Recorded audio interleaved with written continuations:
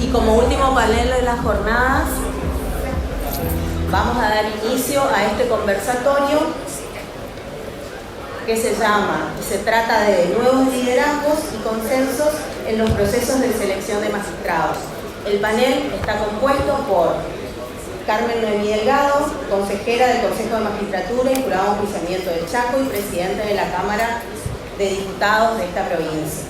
Lisandro Pellegrini, consejero representante del Poder Ejecutivo del Consejo de la Magistratura de Buenos Aires, y Luis Eduardo Rey Vázquez, presidente del Consejo de la Magistratura de Corrientes y del Superior Tribunal de Justicia.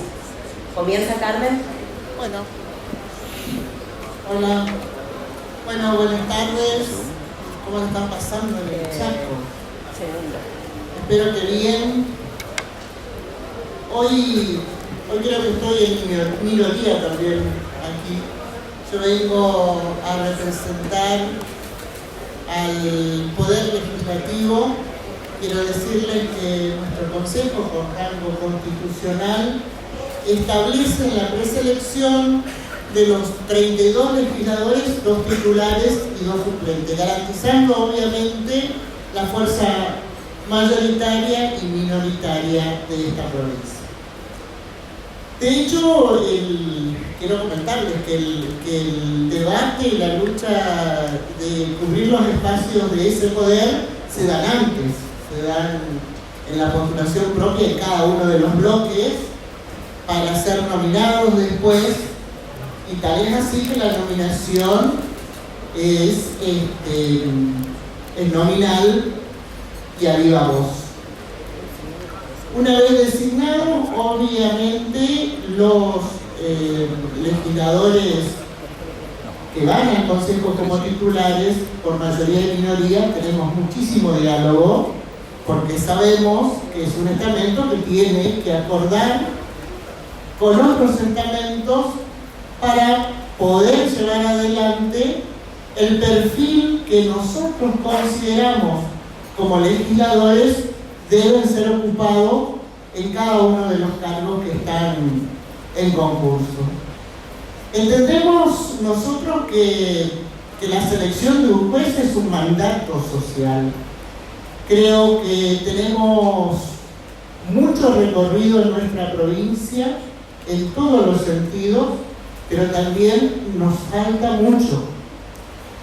Y cuando decimos que nos falta mucho, es lo que nosotros podemos aportar desde la experiencia y la vivencia que tenemos territorialmente con el ciudadano. Yo siempre les digo a mis pares consejeros, yo no voy a hacer el análisis técnico que sí lo tienen que hacer ustedes, porque ustedes son los profesionales del derecho, ustedes son los que comparten con cada uno de los jueces, los fiscales, los defensores, pero yo vengo a representar una voz que cuando uno llega en su actividad decir, a mí me está faltando esto, llevar esa voz no es fácil. No es fácil porque entendemos que la comunicación, la accesibilidad todavía no está dado en nuestros poderes, ni en el nuestro ni en el judicial. Por eso las tensiones que hablaba Víctor hoy se dan mucho. Creo que la gente sí interpreta que la justicia tiene que estar al servicio de la comunidad. Ahora, también es un gran desafío nuestro, porque yo, ¿qué es lo que creo? Personalmente creo que somos actores de cambio, porque somos nosotros quienes definimos el perfil de la persona que va a actuar e intervenir en esa comunidad. Tal es así que los legisladores hacemos las entrevistas, y creo que muchos consejeros también, personales antes de la entrevista personal. Porque saben que a los legisladores nos gusta, nos importa y tratamos de que quien aspira a asumir se sienta contenido de saber qué proyecto, qué estrategia vaya a llevar adelante en su función. Por eso nosotros por lo general no le pedimos una explicación técnica, que sí lo hacen nuestros consejeros abogados. Yo soy profesora, pero sí tengo la responsabilidad de saber qué es lo que va a hacer ese juez en un pueblito del impenetrable, o qué es lo que va a hacer ese juez o ese fiscal en tal barrio, porque es lo que a nosotros la sociedad nos demanda. Funcionarios territoriales, no solo nosotros, también de la justicia. Y traía 3 o 4 para no entendernos y por ahí hacer un ida y vuelta. 3 o 4 disparadores que creo que en la selección de los magistrados, los jueces, es importante, más allá de la idoneidad y el compromiso que cada uno evalúa, ¿no? ¿Qué es lo que espera el ciudadano? El ciudadano espera una persona que sea accesible, con un lenguaje entendible y obviamente que sea eficiente y expeditivo, porque si no, siente que no hay ser escuchado. Ese es otro detalle. No es lo mismo que podamos oír, que podamos ver, a que podamos escuchar y podamos mirar a cada ciudadano. Porque eso significa que nosotros generamos emocionalmente un vínculo. Y eso no significa que perdamos la objetividad como funcionario. La gente espera de su funcionario una mayor empatía. Y creo que es ahí donde nosotros tenemos que trabajar. Y tenemos que trabajar también mucho en la capacidad de liderar. Pero ya no liderar equipos de trabajo. La gente está esperando ese líder en la gestión, pero también ese líder resonante que le signifique alguien que se sienta el contenido en su problema. Hacia allí tenemos que ir. Otro tema que también se dio en las distintas charlas, la comunicación. Tenemos que empezar a trabajar y capacitarnos muchísimo. Leo lo decía hoy, creo que ellos están haciendo un trabajo interesante en Misiones, que tiene que ver cómo comunicar. Porque la base del entendimiento, de la tolerancia, de los acuerdos con la ciudadanía y los 3 poderes del Estado, tiene que ver con una correcta comunicación. Y ese es el déficit que tenemos, porque también hablábamos de la vieja estructura que hoy, para mí, se tiene que dar vuelta. Y nadie tiene que perder ni la capacidad, ni la independencia, ni la objetividad. Tiene que ver, brindar y abrir las puertas para ese cambio que necesita la comunidad.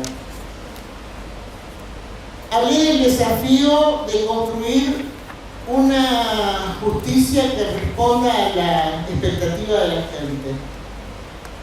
¿Quién trabaja eso? ¿Cómo lo lograremos? De la única manera, realizando una buena comunicación y trabajando en territorio. Operadores de la justicia que estén en territorio, que sepan la problemática. Eso es otro tema disparador que pienso que debemos llevarlo a la práctica.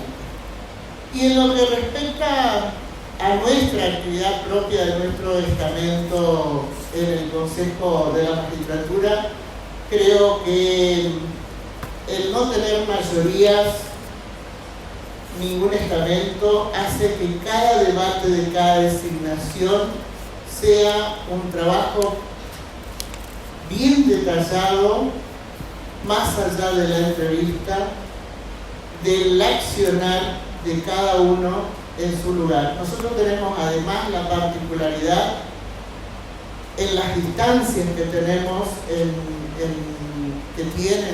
que los que aspiran, son muy pocos los pueblos postulantes, por lo general son de ciudades cercanas o de la capital.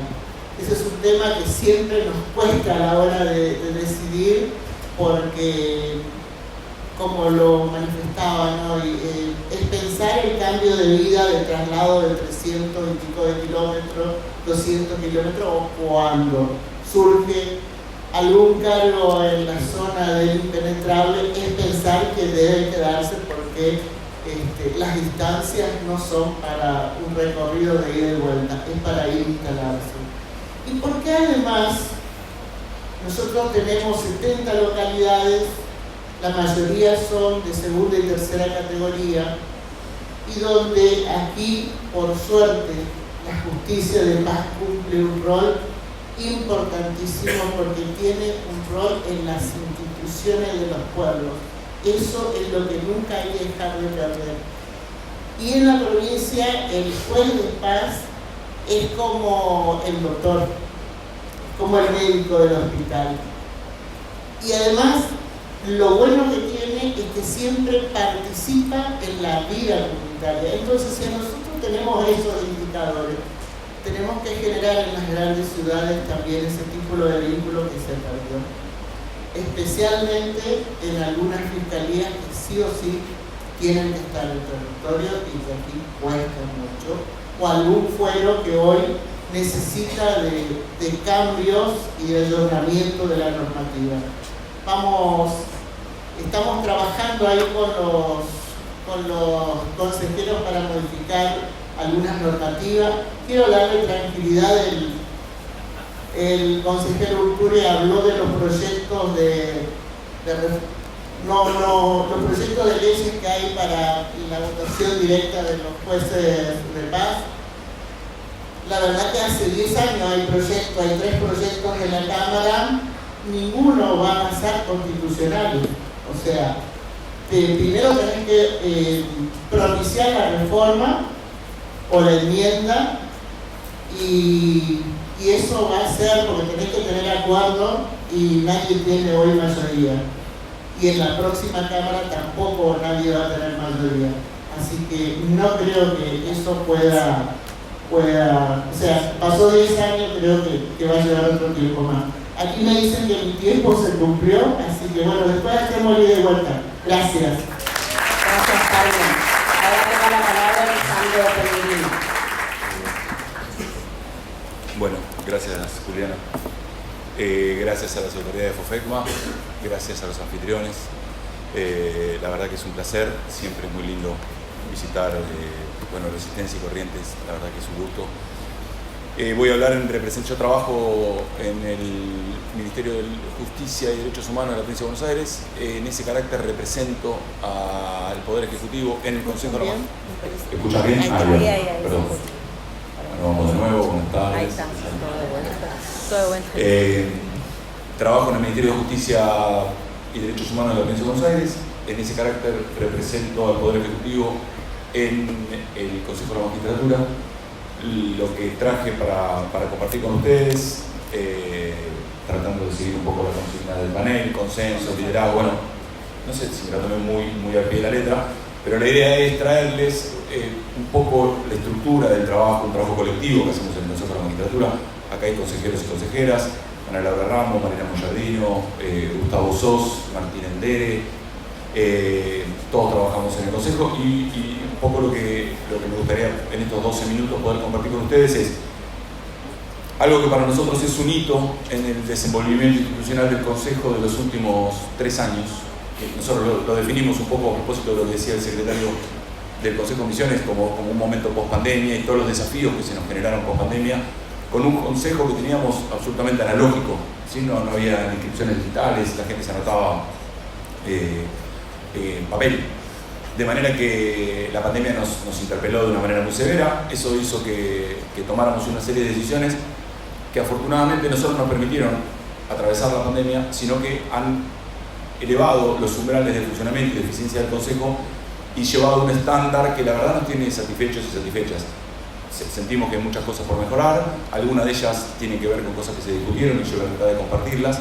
Pero un poco la pretensión es dar cuenta de este periodo, agosto del 22, agosto del 25, tratando de mostrarle finalmente cuál es el producto de nuestro trabajo. Nosotros lo medimos en una serie de indicadores, no hay un indicador cierto Uno lo podría medir solo en revisión de ternas, que es un número que nos está dando muy bien, pero también hay que poner en un contexto post-pandemia, como hablábamos, que nos ha generado una enorme cantidad de vacancias en la provincia por la imposibilidad de tomar concursos, juntar gente y no tener medios digitales para poder llevar adelante exámenes.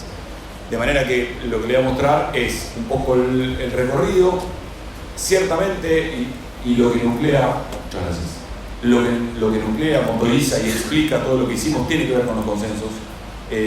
Los consensos del Consejo de la Magistratura de la Provincia de Buenos Aires tienen la particularidad que son muy extensos y no han desnaturalizado los intereses que representa ningún sector. Ahora yo les voy a mostrar en una primera, acá.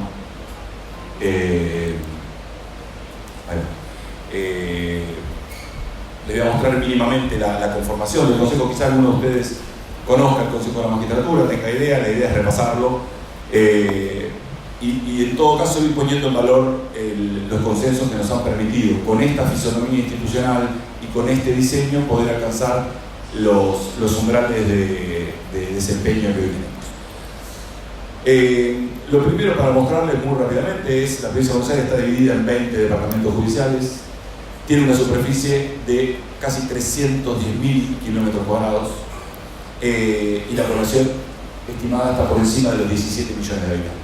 Esto hace que el Consejo de la Magistratura de la provincia de Buenos Aires tenga por función designar magistrados y magistradas para 2.805 cargos, que es el plantel total de magistrados, entendiendo la magistratura en un sentido amplio, compuesto por jueces, juezas, fiscales, defensores, defensoras, asesores incapaces y demás. Todos esos cargos, el proceso de selección se lleva adelante en el Consejo de la Magistratura de la provincia de Buenos Aires. Solo para que ustedes tengan una referencia de la magnitud y la envergadura del trabajo que tiene el Consejo de la Magistratura, les ponemos como dato los 1.655 cargos que son los que procesa el Consejo de la Magistratura de la Nación, que son los que componen la Justicia Federal y la Justicia Nacional. Un dato que no es menor, el Consejo de la Magistratura, pese a la extensión del territorio que aborda, la litigiosidad de la provincia de Buenos Aires, los cargos que debe llevar adelante, tiene una estructura estable que hoy ronda entre las 47 y las 50 personas. Se lo digo con esta precisión porque hay algunas licencias, lo actualicé para venir, pero no se imaginen un Consejo de la Magistratura con una gran burocracia.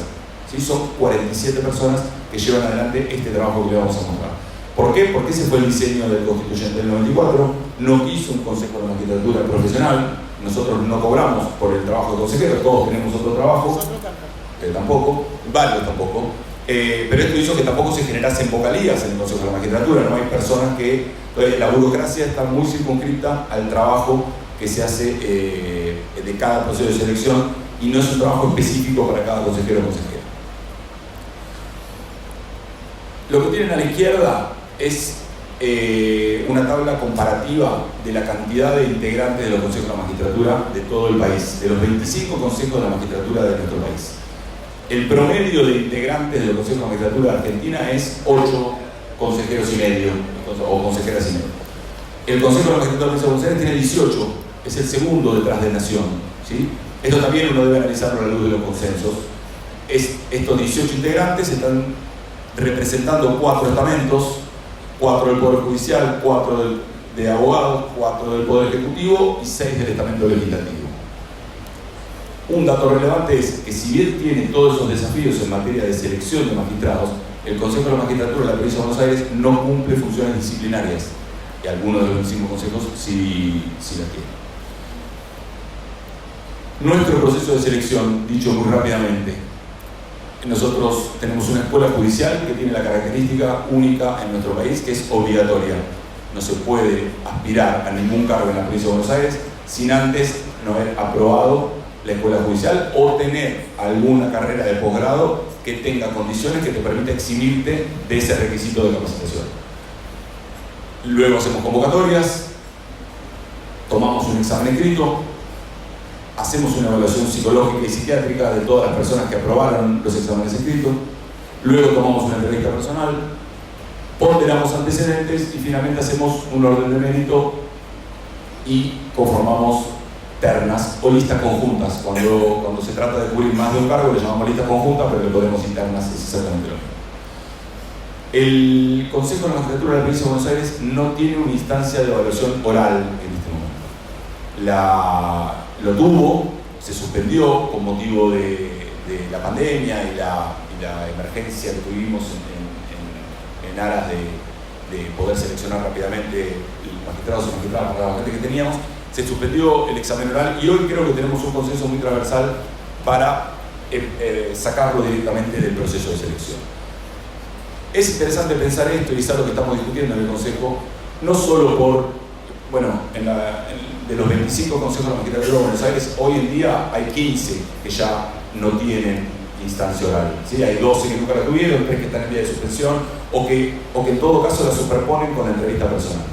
Y para mí lo interesante de la entrevista personal, a propósito del panel anterior, es pensar cómo varía su naturaleza cuando en el proceso de selección existe una instancia de evaluación oral, un examen oral, o no existe.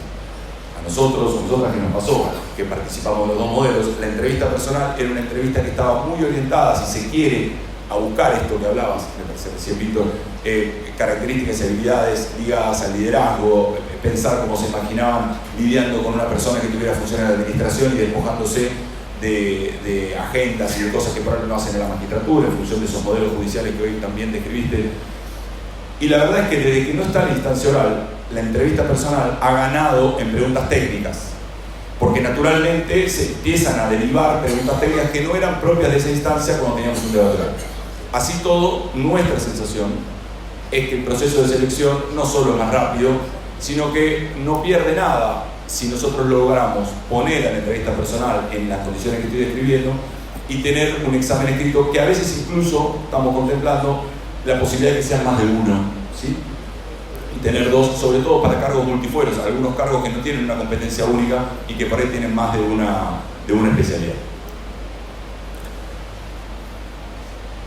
El puntaje que nosotros le damos al examen escrito, en estos gráficos, son 3 gráficos que les traje para compartir, lo que procura es mostrar, nosotros le damos el 33% de la evaluación. Digamos, en el esquema de evaluaciones que le conté hay 4 instancias de evaluación, una escrita, una psicológica, una entrevista personal y antecedentes. La entrevista psicológica no está puntuada, es apto o no apto, y el 100% de los puntos totales se divide en partes iguales entre el examen escrito, entrevista personal y evaluación de antecedentes.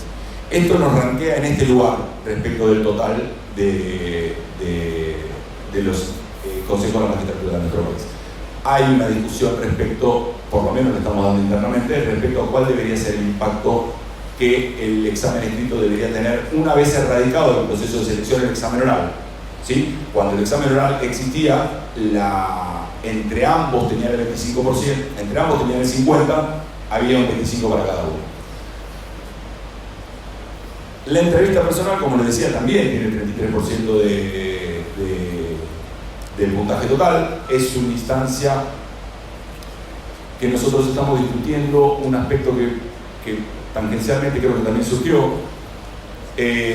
Estamos discutiendo la posibilidad de anticipar, como en algunos concursos académicos, cuáles son los temas que va a tener la entrevista. Obviamente no con pretensión de agotar en la entrevista todos los temas, pero sí que la persona que se postula sepa que hay un universo limitado de 10 temas en función del cargo del que se trate, en torno a los cuales pueden estar las preguntas. Hoy en día el aspirante o la aspirante no sabe que se le va a ver, sabe perfectamente que son preguntas relacionadas al cargo, sabe que tiene que ver con cómo se imagina la gestión de su magistratura, si es en un órgano colegiado, hay preguntas ligadas al quehacer cotidiano, pero si nosotros erradicamos la instancia oral y la entrevista gana en conceptos teóricos, creo que estamos consolidando un consenso que se orienta a poder anticipar, más allá de las preguntas ligadas a gestión judicial, algún universo de preguntas teóricas que el aspirante conozca de antemano, y eso nos permita no solo abordar esos temas, sino abordarlos con más profundidad. Porque hoy sigue sin estar en la expectativa del aspirante la posibilidad de una pregunta profunda en términos teóricos en la entrevista personal. Los aspirantes van a una instancia más de semblanteo general, de cuál es su relación con los modelos de gestión judicial y demás.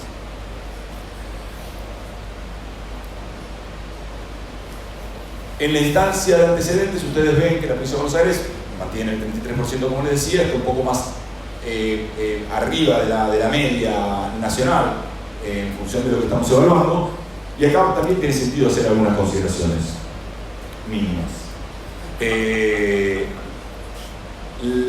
Nosotros le dimos un sesgo, eso fue una discusión que tuvimos, y le dimos un sesgo apenas más academicista que profesional a la tabla que objetiva el valor de cada antecedente personal. Y cada vez nos volcamos más a la idea de que debe tener más preponderancia la trayectoria profesional, en desmedro de la trayectoria académica. Obviamente tiene que haber una fuerte impronta académica, pero probablemente el balance que hoy tenemos es un balance que no nos deja del todo conformes en este momento. Por último, yo estoy Juliana, esto sí se lo quiero mostrar. Agosto del 22 a agosto del 25. Esta escuela judicial que les contaba que es obligatoria ha tenido en esos 3 años 8.650 personas que cursaron. Hicimos 6 convocatorias. La convocatoria es el acto administrativo a partir del cual se convoca una multiplicidad de cargos, ¿no? A lo largo de estos 3 años hubo más o menos 2 convocatorias por año. Tomamos 98 exámenes escritos en los que en algunos de ellos se presentaron a rendir más de 200, 250 personas. Imagínense también la dimensión de escala, ¿no? De la provincia de Buenos Aires en algunos cargos, probablemente nos imagínense fiscales en el conurbano y demás. Tomamos 1.452 evaluaciones psicológicas, 2.383 entrevistas personales y elevamos al Poder Ejecutivo 503 eternas. 503 eternas en 3 años es un número que a nosotros nos ha permitido, desde hace por lo menos 1 año y medio, superar holgadamente la cantidad de vacancias que se producen. Veníamos deficitarios respecto a la cantidad de vacancias y las ternas que elevábamos, y hace más de 1 año y medio, usando esta metáfora, estamos superavitarios en el sentido que estamos mandando muchas más ternas de las vacantes que se producen, y eso nos está permitiendo completar la plantilla del sistema judicial bonaerense que tanto se necesita. Muchísimas gracias, ojalá que les haya servido. Finalizando el panel, Eduardo Rivas. Bueno, muchas gracias. Buenas tardes a todos. Un placer poder estar participando de esta jornada de PECMA que se realizan tanto en la ciudad de Resistencia como mañana en la ciudad de Corrientes. Bueno, el tema sobre el cual vamos a esta mesa tiene que ver con el tema de los liderazgos y los consensos a la hora de tener que conformar las ternas, ¿no?, que van a ser elevadas para ser elegidas por parte del Poder Ejecutivo en nuestro caso, ¿no? Y lo que tengo que decir es, en primer lugar, que la manera que está planteado el procedimiento de selección en Corrientes, la verdad que es muy virtuoso en el sentido en que, por un lado, la composición está prevista en la Constitución provincial. No tenemos el problema que existe a nivel nacional, que por no establecer la cantidad de miembros tienen judicializado el tema, ¿no? Entonces, por un lado tenemos que lo preside el presidente del Superior Tribunal, como un ministro como suplente, también lo compone el fiscal de Estado, con el procurador del Tesoro como suplente, un representante de los magistrados, miembro del Ministerio Público, un representante de los colegios de abogados de cada una de las 5 circunscripciones que componen la provincia, por un suplente, y la Facultad de Derecho de la UNE, ¿no? Es decir, un representante de los profesores, ¿no?, con un titular y un suplente. Esto en cuanto a la cantidad de miembros que participan, sobre todo en la última etapa, que es la etapa de la entrevista, que es donde por ahí podemos tener algún tipo de discusión entre los consejeros. Porque la primera etapa, que tiene que ver con la determinación, la valoración de antecedentes, o sea, una vez que se llama concurso para un cargo vacante, ¿no?, está, digamos, hay un plazo por el cual los interesados pueden presentar sus antecedentes, ¿no? Y ahí está medianamente tabulado, digamos, ¿no?, en la ley y en el reglamento del Consejo de la Magistratura, qué puntaje se asigna a cada uno de los ítems que se valoran en el concepto antecedente, ¿no?, tanto la trayectoria profesional, los títulos o grados académicos que pueda tener, ¿no? Es decir, más alguna otra cuestión que pueda ser valorada, ¿no? Finalizada esa etapa, se hace un cómputo, ¿no?, de los antecedentes, valor que se publica y que incluso los postulantes que no estén de acuerdo pueden impugnar. De hecho lo han hecho más de una oportunidad, y si es atendible se corrige, si no se confirma, pero en esto generalmente no hay mayores discusiones porque son cuestiones mínimas. Una vez que queda el puntaje en concepto antecedente, viene la etapa del examen escrito, ¿no? El examen escrito se realiza en base a un caso real, pero distinto a la jurisdicción que se concursa, es decir, se toma un expediente o un legajo de una circunscripción distinta a la que se va a concursar. Obviamente se extraen las piezas pertinentes sin el acto procesal que se le va a requerir al postulante que elabore, ¿no? Y este examen luego va a ser corregido no por los miembros del Consejo, sino por miembros designados sí por cada uno de los estamentos, ¿no? Un representante de los abogados, un representante de la Facultad de Derecho y un representante de los magistrados, ¿no? Es decir, no hay un cruzamiento entre quienes corrigen ese examen con las personas que luego van a intervenir en la valoración de la etapa electoral, ¿no? Incluso es anónimo, con lo cual que corrigen no saben quién es la persona de la cual están corrigiendo, ¿no? Una vez que se realiza la evaluación, se publican los puntajes y se notifica obviamente a cada postulante. Cada postulante tiene la posibilidad de impugnar.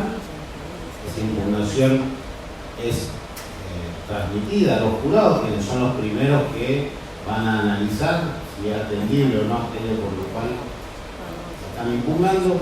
Generalmente son muy pocos los casos donde el jurado relee alguna cuestión, porque a veces es una cuestión de interpretación de algún ítem, pero se han dado supuestos, ¿no? Y excepcionalmente, eso sí, es bastante pocos los casos que no conformes con lo resuelto por el jurado y sí plantean para que lo analice el Consejo, ¿no? Entonces, cuando llega a la etapa de la entrevista, ya vienen con puntajes tanto en antecedentes como en el examen, ¿no? Entonces, ya hay un valor, digamos, y hay un ranking, digamos, que si la persona que está en los primeros lugares da una buena entrevista personal, es prácticamente un hecho que va a quedar en terna. Si está muy abajo, por más que haya estado muy bien en la entrevista personal, no hay forma de que llegue a quedar en terna si es que aprobaron los primeros, ¿no? Obviamente es un sistema que admite su análisis si realmente esto es correcto, si es lo óptimo o no, o si admite alguna mejora, ¿no? Lo que sí hemos tenido últimamente, los consejeros, hemos analizado la posibilidad de que el examen escrito, además de un examen que consista en el análisis de un caso, también colar 2 o 3 cuestiones teóricas, ¿no? Como para filtrar un poco el tema, porque lo que notamos en muchos casos es que personas que aprueban un examen escrito, luego en la entrevista personal no conocen cuestiones que uno diría no debieran no conocer, ¿no? Es decir, cuestiones que tienen que ver con el aspecto ético, principios relativos a la imparcialidad del juez o a la independencia judicial, o cuestiones así. O ya que no conocen por ahí algunos, porque digamos, también la pluralidad de miembros hace que los aspectos que se evalúan o que se analizan son variados, ¿no? Es decir, por ejemplo, algunos pueden preguntar cuestiones, en mi caso puntualmente me toca lo motivacional: ¿por qué el cargo de juez? ¿Por qué el cargo de fiscal? ¿Por qué el cargo de defensor? Bueno, acá retomo un poco lo que decía mi colega Panseri, hay personas que realmente pareciera que cualquier cargo le sirve, y esto se nota porque verdaderamente uno no nota un compromiso con una determinada función. Hay otros que recientemente tuvimos una entrevista con un cargo de juez de garantía donde uno de los postulantes dijo: yo solo rendí para juez de garantía, no quise rendir para otra cosa, pude haberme presentado para fiscal, pero este es el rol con el cual yo me siento identificado, ¿no? Entonces, otros evalúan sobre, por ejemplo, generalmente los abogados quieren saber cuál va a ser la relación con los profesionales, si va a ser un magistrado de puertas abiertas, si va a ser un magistrado que se va a encerrar y va a hablar por su sentencia solamente. A los magistrados también les interesa, ¿no?, el aspecto ético fundamentalmente. Bueno, es decir, esto forma, digamos, un combo que nos sirve a todos, porque todos podemos darnos cuenta, ¿no?, de si una persona tiene verdaderamente las aptitudes. ¿Y cómo se valoran estas aptitudes? En esto rescato algo que se ha dicho hoy también, que lo ideal es buscar un adecuado equilibrio entre la ciencia y la experiencia, ¿no? Es decir, entre el saber y en la trayectoria profesional que tenga esa persona, ¿no? Es decir, no alcanza solo con venir con muchos títulos de posgrado, muchas capacitaciones, sino también hay que ver qué puede demostrar o qué antecedentes tiene esta persona, no necesariamente en el ámbito judicial, porque justamente, y eso los abogados me van a decir, ellos también ven con buenos ojos aquellos abogados litigantes que en un momento de su vida dicen: yo la experiencia en materia jurídica en este momento la quiero volcar desde la judicatura o desde una función dentro del Ministerio Público, ¿no? Y el aspecto psicológico, esto también es importante porque si bien no es un ítem que se valore aparte, no está establecido al menos ni en la ley ni en el reglamento, es un dato a tener muy en cuenta, porque antes, yo recuerdo cuando comenzaba en el Consejo, que tuve la suerte de haber participado ya por Fiscalía, estaba antes de ser juez del Superior Tribunal, y he conocido varios integrantes en distintos momentos, y realmente, originalmente lo que se hacía era tomarle la entrevista primero y después leer el perfil psicolaboral, ¿no? Hace un tiempo lo que se hizo fue cambiar esta dinámica, primero leer el perfil psicolaboral, incluso tenemos al psicólogo a disposición si es que tenemos alguna duda acerca de, porque por ahí utilizan un lenguaje muy técnico para los abogados, pero es notable, ¿no?, cómo de un perfil psicolaboral ya se puede sacar, por ejemplo, si una persona no tiene la capacidad para trabajar bajo presión, si no puede trabajar en equipo, si no sabe, si no tiene tolerancia a la frustración, si no tiene capacidad de empatía, si no tiene una serie de elementos que uno por ahí puede pensar, bueno, en su dependencia tiene que tratar de mantener cierto orden, cierta disciplina, pero a la vez cierto espacio de trabajo ameno, ¿no?, para que se puedan lograr los resultados, ¿no? Bueno, estas son algunas cuestiones, ya quedo abierto a preguntas o a los comentarios. 2 minutos dice. Bueno, básicamente, bueno, era esto fundamentalmente. Como te dice el cierre ahora. Muchas gracias.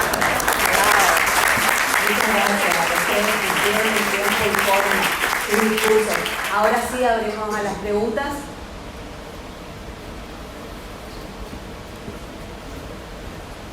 Hola, quería preguntarle a Lisandro de los 6 llamados que hicieron, que después reflejan 513 ternas, o sea, supongo que en esos llamados había como muchos concursos pendientes. ¿Cuántas efectivamente el Senado trató cómo van con esas 513? Porque todavía sabemos que en la provincia de Buenos Aires tenemos esa deficiencia diferencia con las vacantes. Entonces veo que ustedes se han actualizado y que, con lo que comentaste, llegaron al término de poder cubrirlas, pero también está como la parte política de la provincia en sí para terminar de resolver, ¿no?, las vacantes. Sí, tenés razón. O sea que pensé en un momento, si no me tenía que poner el último casillero para contarle como empleado de la vuelta. Mirá, justo estamos en un momento, en gran parte también por el mérito de uno de los consejeros, que es Gustavo Sos, que trabaja en la Comisión de Acuerdo del Senado, el senador, y en ese carácter está en el Consejo. Aprobamos más de 400 de las 500, pero nos sigue faltando, tenemos para seguir aprobando y estamos, pero te diría que por lo menos 300 y pico de ellas fueron en los últimos 10, 12 meses.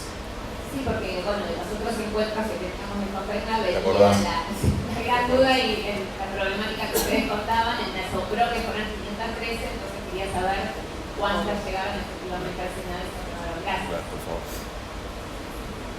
Buenas, ¿qué tal? Buenas tardes.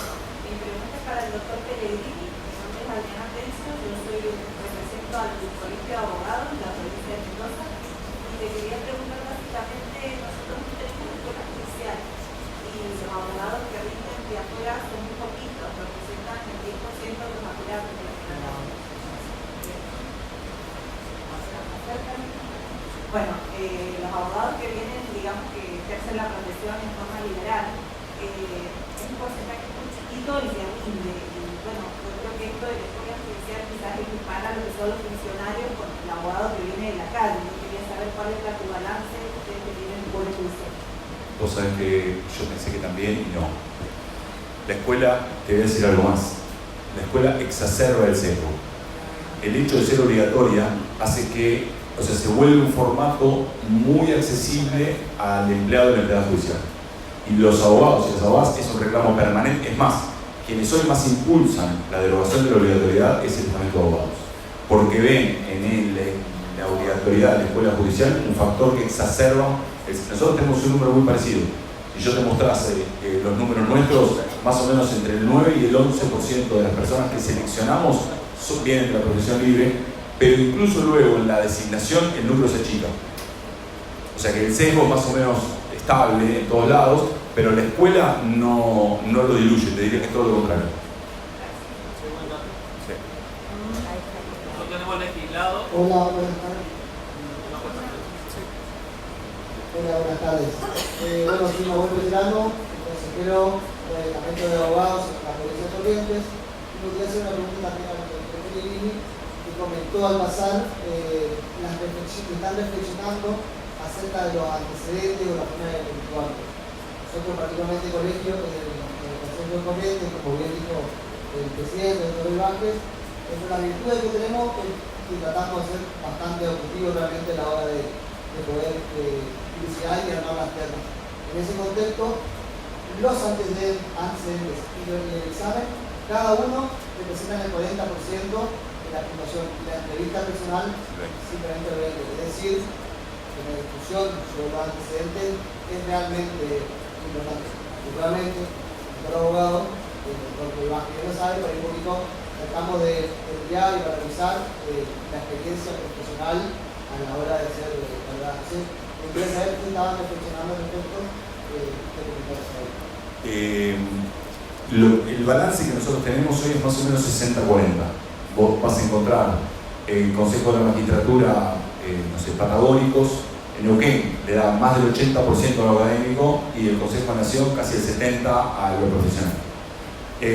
Nosotros tenemos un 60-40 a favor de lo profesional. No obstante lo cual, identificamos en entrevistas y demás que los mejores perfiles son personas que quizás trabajan cotidianamente con municipios, en áreas legales, tienen una enorme capacidad de caracterización de los fenómenos que más aquejan a nuestras comunidades y demás, pero son personas que por ahí no han tenido tiempo para hacer una carrera académica que les permita distinguirse.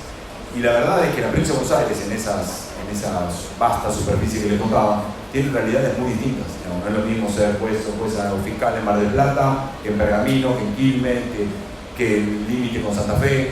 Esto hace que probablemente nosotros debamos hacer, de hecho, una derivación de esto que te cuento, es un elemento que estamos discutiendo al que le llamamos territorialidad.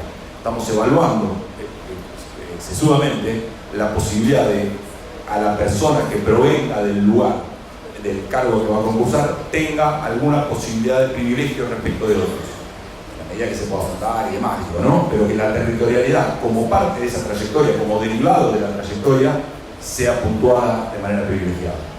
Y esto es algo que a nosotros nos arrojó este tiempo de la tabla donde objetivamos los valores de antecedentes, la hicimos la terminamos de discutir en julio del 22. Ahí empieza la primera de las convocatorias que les digo.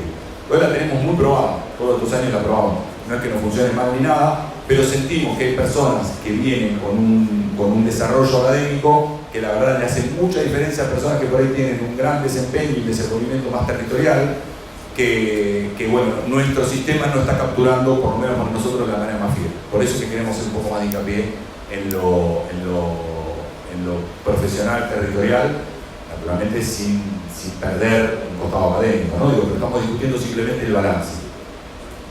Gracias.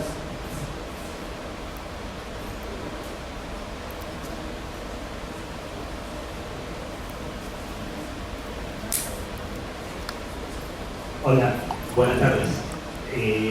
La pregunta es para cualquiera, pero nosotros desde Tierra del Fuego no tenemos sistema de merituarlo en porcentajes y demás. Vi que muchas provincias no tienen esa característica en el Consejo. ¿De qué opinan? ¿Que hay que merituarlos? ¿Hay que tenerlos en porcentaje para merituarlos? ¿Sirve más eso o sirve más no tener la merituación de lo académico, la entrevista personal y demás? Porque creo que ahondaron en el tema, pero como no lo hacemos nosotros, la verdad que no conozco el expertise. ¿Cuál puede ser la respuesta? Gracias. Sale el micrófono también, porfa. Gracias. Bueno, no, yo creo que el tema académico tiene que estar, pero está en una fase previa, es decir, nosotros creo que toda esa cuestión tiene que ver con algo que ya está arreglado, que se está en la norma, o sea que nos exime, digamos, y tampoco nosotros podemos alterar eso, algo que se modifique la norma, pero en la norma es la que establece el valor que se asigna por cada uno de los rubros que se tienen en cuenta para medir la idoneidad de una persona que aspira a un cargo de puesto, ¿no? Es decir, sí, la entrevista personal permite, en la última fase, permite volver a chequear una serie de cuestiones porque hay personas que tienen determinada preparación técnica en algo, pero cuando uno le plantea, le pregunta o le hace alguna situación, es como que hacen agua o se ve que estudiaron por correspondencia, como se decía habitualmente, y o tocan de oído, pero digamos, no tienen la experiencia. Entonces, la experiencia la pueden obtener en múltiples facetas. No hace falta en un cargo judicial, puede ser en el ejercicio profesional, puede ser hasta en talleres que puedan participar, que se organicen desde las facultades, desde los colegios de abogados, desde las escuelas de la magistratura o áreas de capacitación, como tenemos por ejemplo nosotros, que tenemos un área de capacitación donde se analizan, donde se trabaja justamente en tratar de explorar y explotar las potencialidades que pueden tener las personas para el trabajo efectivo, ¿no? Es decir, si uno quiere obtener un posgrado, que vaya a la facultad, pero en las áreas de capacitación hay que trabajar esas aptitudes, ¿no? Para el trabajo en el terreno, ¿no? Es decir, en la actividad propiamente dicha, ¿no? Sí, yo entendería que Tierra del Fuego no tiene, al igual que Chaco nos figuraba, por el tema de que nosotros no armamos internos, directamente designamos, o sea, tiene que ver con esto. Y en ese sentido, previo a la pregunta, y celebro que escuché muchos abogados que han venido de las provincias integrantes, bueno, primero comentar que en el Chaco estamos dos representantes por los abogados, por el interior, Cecilia Rodríguez Calodio, por la capital, de Asunción y yo, y tenemos un voto, y tenemos desde que arrancó hace 60 y pico de años, en el 27 el Consejo de la Magistratura, un acuerdo de los abogados, en el interior, votamos en bloque. Cuando se vota un cargo en primera circunscripción, ellos nos acompañan, y cuando se vota un cargo en el interior, se acompaña al colegio de la circunscripción circunscripción. ¿Por qué? Porque nadie más que abogados y abogadas para parecer a lo que dijimos. Entonces, tenemos 2 votos.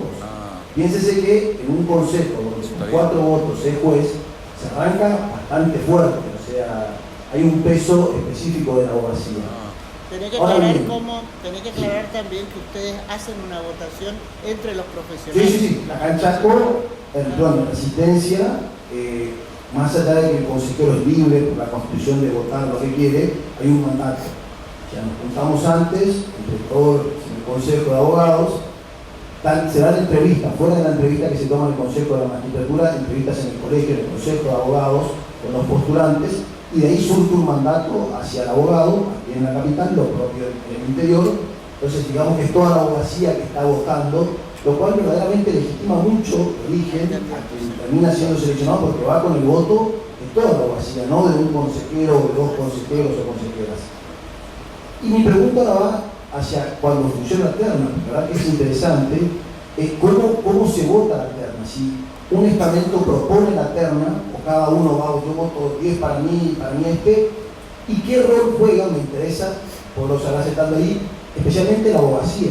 O sea, los representantes de la abogacía, qué rol juegan dentro de esa selección de la terna. Esto es por curiosidad, lo habla para comunicar cómo funciona acá, especialmente el rol de la abogacía. Está buenísimo. Solo un comentario respecto a lo primero. Nosotros no tenemos ese sistema que parece interesante de ir a buscar el voto de la circunscripción de la que se trate, pero sí los abogados y las abogadas representadas en el Consejo están votadas en el seno de Colproba, que es la asociación que agrupa a todos los abogados de la provincia. De manera que esa legitimación, aunque sea indirecta en el caso que no sea el presidente del colegio del lugar del cargo de que se trate, está legitimada de la misma manera. En ese sentido, los consejeros abogados son votados en la instancia que agrupa a todos los colegios, a los 20 colegios de abogados de la provincia de Buenos Aires. La terna por ley se vota con las 2/3 partes de los consejeros. Ahora, son pocas las veces, nos lleva mucho tiempo, nosotros durante mucho tiempo empezamos a hacer reuniones como de labor, imaginarte un escenario más parlamentario. Nosotros sesionamos los martes, durante mucho tiempo nos juntábamos los lunes y se debatía y se discutía, y algunas discusiones también permean en la misma sesión, otras están discutidas en sesiones anteriores, pero el requisito legal es muy alto. Y yo te voy a decir que de estas 513 ternas son muy pocas las que no fueron unánimes. También es cierto que con esta cantidad de ternas, en general vos lográs compensar los estamentos, porque bueno, son muchos cargos en muchos lugares, de manera que es probable que esos niveles de consenso, cuando vos achicás las ternas en juego, sean más difíciles. Con una cantidad de ternas de estas características, quizás lo facilita, pero me permito pensar que una enorme mayoría de esas ternas fueron votadas de manera unánime. Bueno, como ya no hay más preguntas, termina la jornada del día de hoy. Los esperamos mañana con los brazos abiertos en Corrientes, a las 9 de la mañana, que también